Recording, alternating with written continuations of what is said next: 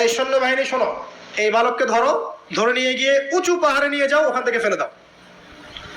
কথা বুঝতে পারছেন? এবার তাকে নিয়ে যাওয়া হলো, ক্রস ফায়ার দেওয়া হবে। এবার উপরে নেওয়া হয়েছে, একদম পাহাড়ের উপরে। এবার ওই বালক উপরে উঠে একটা দোয়া করছে, এই দোয়াটা সবাই শিখে নেন।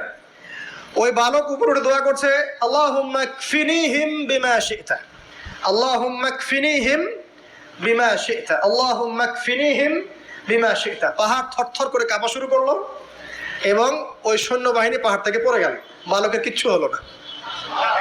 আমি কিন্তু বানোয়াট কোনো গল্প বলছি না, এটা কোরআন থেকে বলছি। এবং এটা তাফসীর, আপনি যে কোনো তাফসীর পড়েন, মারিফুল কোরআন, তাফসীর ইবনে কাসির, জালালাইন পড়ে দেখেন, জাস্ট পড়ে দেখেন। আবার ওকে সমুদ্রে নিয়ে যায়, সমুদ্রের মাছ সমুদ্রে ডুবিয়ে দিবে।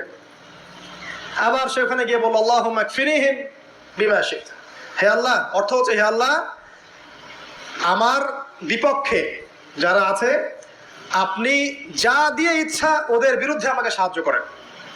অর্থটা হচ্ছে এমন, আল্লাহুম্মা কফিনিহিম বিমা শি'তা, আল্লাহ আপনি আমার জন্য যথেষ্ট হয়ে যান, ওদের বিরুদ্ধে আমার জন্য যথেষ্ট হয়ে যান, যা ইচ্ছা তাই দিয়ে আপনি হেদায়েত করুন, মানে আমাকে হেফাজত করুন।